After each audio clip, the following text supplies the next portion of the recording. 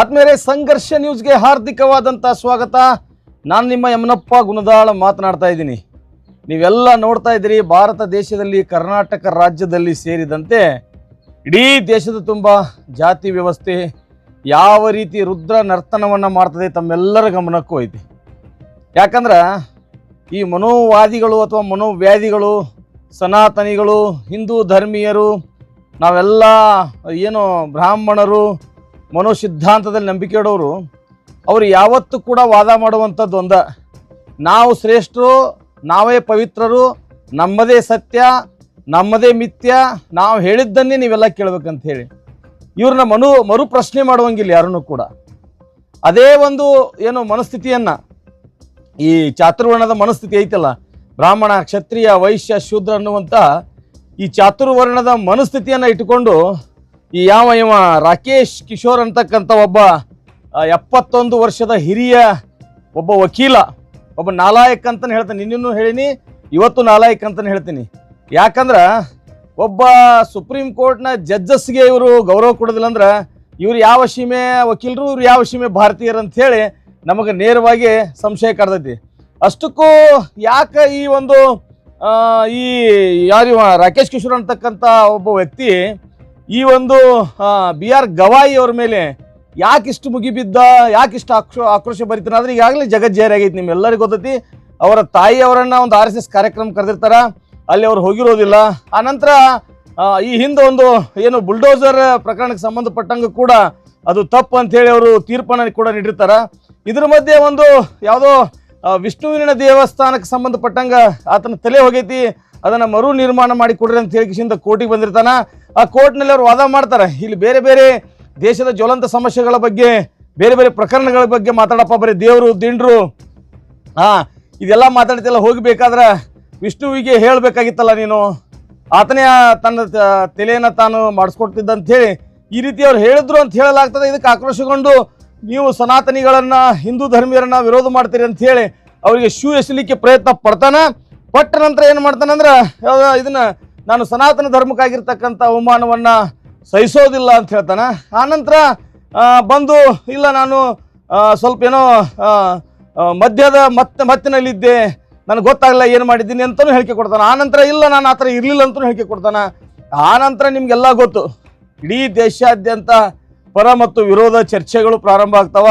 ಸನಾತನಿಗಳು ಏನು BR ಗವಾಯಿ ಅವ್ರದ್ದೇ ತಪ್ಪು ಅನ್ನೋ ರೀತಿಯಲ್ಲಿ ಕೆಲವೊಂದಿಷ್ಟು ಚಾನಲ್ದವರು, ಕೆಲವೊಂದಿಷ್ಟು ಜನ ಬಿಂಬಿಸ್ಲಿಕ್ಕೆ ಪ್ರಾರಂಭ ಮಾಡಿದ್ರು. ಅದಾದ ನಂತರ ಈಗ ಇಡೀ ದೇಶಾದ್ಯಂತ ಎಲ್ಲ ಬಾರ್ ಕೌನ್ಸಿಲ್ಗಳಲ್ಲಿ ಅಂದ್ರೆ ನ್ಯಾಯಾಲಯಗಳಲ್ಲಿ ಗವಾಯಿಯವರ ಪರವಾಗಿ ಮತ್ತು ಈತ ಎಸಗಿರುವಂತಹ ಕೃತ್ಯದ ವಿರುದ್ಧವಾಗಿ ಹೋರಾಟ ನಡೆಯುತ್ತೆ. ಅದರ ಮಧ್ಯೆ ಈ ಏನು ನಮ್ಮ BCI bar council of India ಐತಿ, ಇದು ತಾತ್ಕಾಲಿಕವಾಗಿ ಈತನ ಪ್ರಾಕ್ಟೀಸನ್ನು ಕೂಡ ಒಂದಿಷ್ಟು ಕಾಲ ರದ್ದು ಮಾಡಿದ್ರು ಅನ್ನುವಂಥ ಮಾಹಿತಿನೂ ಕೂಡ ಬರ್ತಾ ಐತಿ. ಒಟ್ಟಾರೆ ಹೇಳಬೇಕಂದ್ರೆ ಸ್ನೇಹಿತರೆ, ಭಾರತ ದೇಶದಲ್ಲಿ ನಾವು ಬದುಕಬೇಕಾದ್ರೆ ಇಲ್ಲಿ ಸಂವಿಧಾನಿಕವಾಗಿ ಅಥವಾ ವೈಜ್ಞಾನಿಕವಾಗಿ ನಾವು ಯಾರೂ ಬದುಕಬಾರ್ದು. ಇಲ್ಲಿ ಭಾಳ ಮುಖ್ಯವಾಗಿ ನಾವು ಏನಪ್ಪ ಇಲ್ಲಿ ಪಾಯಿಂಟ್ಔಟ್ ಮಾಡೋದೇನಪ್ಪ ಅಂದ್ರೆ, ಈ ಗವಾಯಿಯವರು BR ಗವಾಯಿಯವರು ಇವರ ಬಹಳ ಒಂದು ರಾಜಕೀಯ ಒಂದು ಬ್ಯಾಕ್ಗ್ರೌಂಡಿಂದ ಬರ್ತಾರೆ.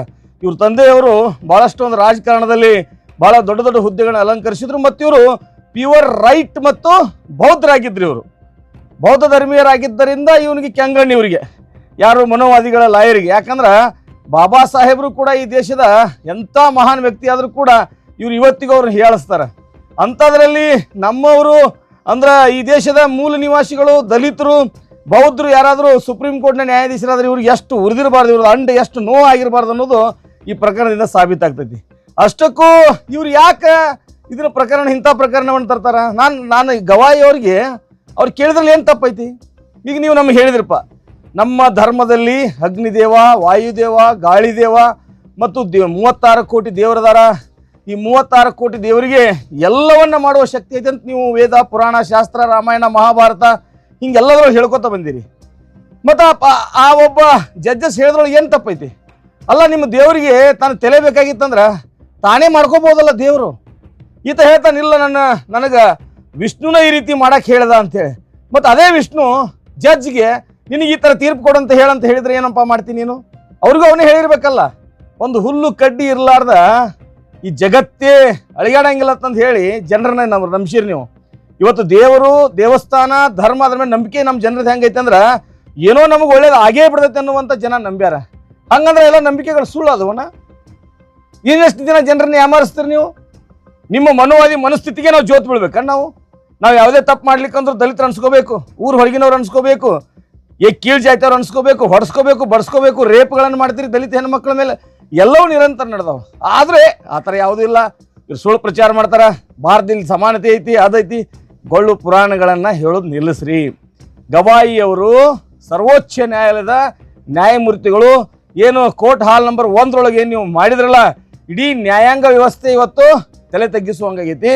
ಇಡೀ ಜಗತ್ತು ನಮ್ಮ ಭಾರತ ದೇಶದ ಕಡೆ ಚೀತು ಅಂತ ಉಗುಳಾಕತೈತಿ.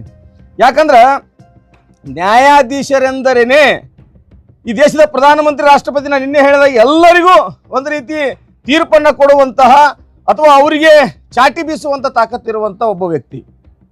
ಅಂಥವರಿಗೆ ಏಕವಚನದಾಗ ಮಾತಾಡುವಂಥ ಕೆಲವೊಂದು 4 ಚಾನಲ್ಗಳು, ಏಕವಚನದಾಗ ಮಾತಾಡುವಂಥ ಫೇಕ್ ಅಕೌಂಟ್ನ ನಾಲಾಯಕರು, ಮನೋಸಿದ್ಧಾಂತದಲ್ಲಿ ಇರುವಂಥವ್ರು ನಾನು ಕೇಳ್ತೀನಿ. ಈಗ ಹೌದು, ನಿಮ್ಮ ದೇವರಿಗೆ ತಾಕತ್ತಿದ್ರೆ ದೇವಸ್ಥಾನಗಳು ಯಾಕೆ ಧ್ವಂಸ ಆಗತ್ತಾವ?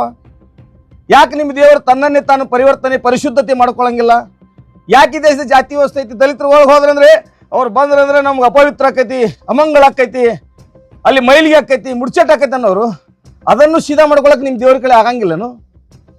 ಮತ್ತು ದೇವರಂತ್ರ ಅನ್ನೋದು ಎದಕ್ಕೆ? ಮತ್ತು ಅಂದ್ರೆ ನಿಮ್ಗೆ ದೇವರನ್ನೋ ಪದ, ನಿಮ್ಗೆ ರಾಜಕೀಯ ಶಕ್ತಿ, ನಿಮ್ಗೆ ಏನು ಹೊಟ್ಟೆಗೆ ಊಟ, ನಿಮ್ಮ ತಟ್ಟೆಗೆ ಕಾಸು, ನಿಮ್ಮ ಮಂಗಳಾರತಿಗೆ ರೊಕ್ಕ ಹಾಕಕ್ಕೆ ಮಾತ್ರ ಇಟ್ಕೊಂಡ್ರಿ ಏನತ್ರನ ನೋಡ್ರಿ. ಆ ದೇವರನ್ನೋ ಪದದಿಂದ ಈ ದೇಶದ ಮನೋವಾದಿಗಳಿಗೆ ರಾಜಕೀಯ ಅಧಿಕಾರ, ಹಣ, ಬಂಗಾರ, ಭೂಮಿ ಎಲ್ಲವೂ ಸಿಗ್ತಾ ಇದೆ. ಅದಕ್ಕೆ ಈ ಪ್ರಕರಣದಿಂದ ನಮ್ಮ ಬಹುಜನರು ಭಾಳಷ್ಟು ಜಾಗೃತರಾಗಬೇಕು.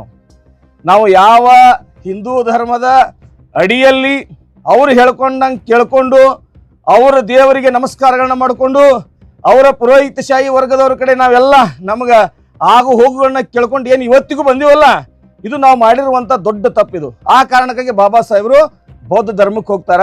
ಈ ಎಲ್ಲ ಈ ಏನು ಹಿಂದೂ ಧರ್ಮದಲ್ಲಿರ್ತಕ್ಕಂಥ ಅನೇಕ ಏರುಪೇರುಗಳನ್ನು, ಮೇಲು ಕೀಳುಗಳನ್ನು ತಿರಸ್ಕಾರ ಮಾಡ್ಯಾರ.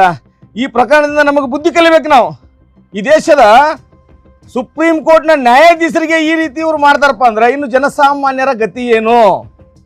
ಜನಸಾಮಾನ್ಯರು ಹೆಂಗೆ ಬದುಕಬೇಕು ಈ ದೇಶದೊಳಗಡೆ? ಯಾವ ಪರಿಸ್ಥಿತಿಯಲ್ಲಿ ಜನ ಬದುಕಾಕತ್ತಾರ ಅನ್ನೋದನ್ನ ಅರ್ಥ ಮಾಡ್ಕೋಬೇಕಾಗ್ತದೆ. ಸೊ ಹಾಗಾಗಿ ಈ ಮನೋವಾದಿಗಳ ಮನಸ್ಥಿತಿ ಕೇವಲ ಕೋರ್ಟ್ ಹಾಲ್ಗಳಲ್ಲ, ಅಧಿಕಾರಶಾಹಿಗಳು ಇವರಾಗ್ಯಾರ, ರಾಜಕಾರಣಿಗಳು ಇವರಾಗ್ಯಾರ, ಶಿಕ್ಷಣದ ಅನೇಕ ಕ್ಷೇತ್ರಗಳಲ್ಲಿ ಇವರೆಲ್ಲ ಅದಾರ. ಇವ್ರು ಏನಪ್ಪ ಅಂದ್ರೆ ಮ್ಯಾಗ ಮೃದುವಾಗಿ ಮಾತಾಡಿ ಎದೆಯೊಳಗಡೆ ಕತ್ತಿ ಇಟ್ಕೊಂಡು ಯಾವಾಗ ಈ ದೇಶದ ದಲಿತರನ್ನ ನಾಶ ಮಾಡಬೇಕು, ಹೆಂಗೆ ನಾಶ ಮಾಡಬೇಕು, ಹೆಂಗೆ ಅವಮಾನ ಪಡಿಸ್ಬೇಕು, ಹೆಂಗೆ ಅಪಮಾನ ಪಡಿಸ್ಬೇಕು, ಹೆಂಗೆ ಇವ್ರು ಕಾಲು ಎಳಿಬೇಕು ಅನ್ನೋದನ್ನೇ ಇವರು ಹೊಂಚೆ ಕಾಯ್ತಿರ್ತಾರ. ಆ ಒಂದು ಮನೋವಾದಿ ಮನಸ್ಥಿತಿಯಿಂದಾನೇ ಒಬ್ಬ ರಾಕೇಶ್ ಕಿಶೋರ್ ಅಂತಕ್ಕಂಥ 71 ವರ್ಷ ಹಿರಿಯ ಒಬ್ಬ ವಕೀಲಾತ, ಆತನಿಗೆ ಶೂ ಬಿಚ್ಚಾಕೋ ತಾಕತ್ತೈತೋ ಉಗ್ಯಾಕ ತಾಕತ್ತೈತೋ ಗೊತ್ತಿಲ್ಲ, ಆದ್ರೆ ಅದಕ್ಕೆ ಪ್ರಯತ್ನ ಅಂತೂ ಮಾಡಿದ. ಇದು ಇಡೀ ದೇಶ ನಾಚಿಕೆಡ್ನ ಸಂಗತಿ ಅಂತ ಇಡೀ ದೇಶ ನಾಚುವಂಥದ್ದು, ತಲೆ ತಗ್ಗಿಸುವಂತಹ ಒಂದು ಕೃತ್ಯ ಆಗೈತಿ. ಮತ್ತು ಈ ಸನಾತನಿಗಳು ಎಷ್ಟು ಡೇಂಜರ್ ಇವರು ಸನಾತನಿಗಳು, ಇವರು ನಿಜವಾಗಲೂ ಈ ದೇಶದೊಳಗಿರ್ತಕ್ಕಂಥ ಭಯೋತ್ಪಾದಕರಂತ ಮತ್ತೊಮ್ಮೆ ಸಾಬೀತು ಆಗೈತಿ ಅಂತೇಳಿ ನಮಗಂತೂ ಮೇಲ್ನೋಟಕ್ಕೆ ಅನ್ಸಾಕತೈತಿ. ಇನ್ನಾದರೂ ನಮ್ಮ ದಲಿತ ಬಹುಜನ ಬೌದ್ಧ ಸಮಾಜ ಜಾಗೃತರಾಗಬೇಕು, ಇಂಥವರ ವಿರುದ್ಧ ಸಿಡಿದೇಳಬೇಕು. ಈಗಾಗಲೇ ಈತನಿಗೆ ಕತ್ತೆಗೆ ಲತ್ತೆ ಪೆಟ್ಟು ಅನ್ನೋ ಹಾಗೆ ಯಾರ್ಯಾರು ಇವನ ಮ್ಯಾಗ ಹಲ್ಲೆ ಮಾಡ್ಯಾರ ಅನ್ನುವಂತಹ, ಇವನಿಗೆ ಮಂಗಳಾರತಿ ಮಾಡ್ಯಾರ ಅನ್ನುವಂಥ ಮಾಹಿತಿ ಕೂಡ ಬರ್ತಾ ಇದೆ. ಆದ್ರೆ ನಮ್ಮ BR ಗವಾಯಿ ಅವರು ಇವನ ಕ್ಷಮೆ ಮಾಡಿಬಿಟ್ರು. ಇರ್ಲಿ ಹೋಗ್ಬಿಡ್ರಿ, ವಯಸ್ಸಾಗೈತಿ, ಆತನ ಕ್ಷಮಿಸಿಬಿಡ್ರಿ ಅಂತೇಳಿ ಅವರು ತಮ್ಮ ದೊಡ್ಡತನವನ್ನ, ತಮ್ಮ ಶಾಂತಿಯುತ ಮನಸ್ಸನ್ನ ತೋರಿಸಿದ್ದಾರೆ. ಹೆಂಗ ಬಾಬಾ ಸಾಹೇಬ್ ಅಂಬೇಡ್ಕರ್ ಅಹಿಂಸಾ ಮಾರ್ಗವನ್ನು ಹಿಡಿದ್ರು, ಅದೇ ಅಹಿಂಸಾ ಮಾರ್ಗದಲ್ಲಿ ಅವರು ಸಾಗಿ ತಮ್ಮ ದೊಡ್ಡತನವನ್ನು ತೋರಿಸ್ಯಾರ. ಈತ ತನ್ನ ದಡ್ಡತನವನ್ನು ತೋರಿಸಿ ಸಿಕ್ಕಲ್ಲಿ ಒದಕಿತನತನ ಹೊಡ್ಸ್ಕೊಳಕತನ ಅನ್ನುವಂಥ ಸುದ್ದಿ ಐತಿ. ಇನ್ನಾದರೂ ನಮ್ಮ ಬಹುಜನ ಸಮಾಜ ಜಾಗೃತರಾಗಬೇಕು, ಇಂಥ ಮನೋವಾದಿಗಳ ವಿರುದ್ಧವಾಗಿ ಮನೋವಾದಿಗಳಿಂದ ದೂರ ಇರಬೇಕಂತ ಹೇಳಿ ನಾನು ಈ ಸಂದರ್ಭದಲ್ಲಿ ಕೇಳ್ಕೊತೀನಿ. ನಿರಂತರ ಸುದ್ದಿಗಳಿಗಾಗಿ ನೋಡ್ತಾ ಇರಿ ಸಂಘರ್ಷ ನ್ಯೂಸ್ ಕರ್ನಾಟಕ.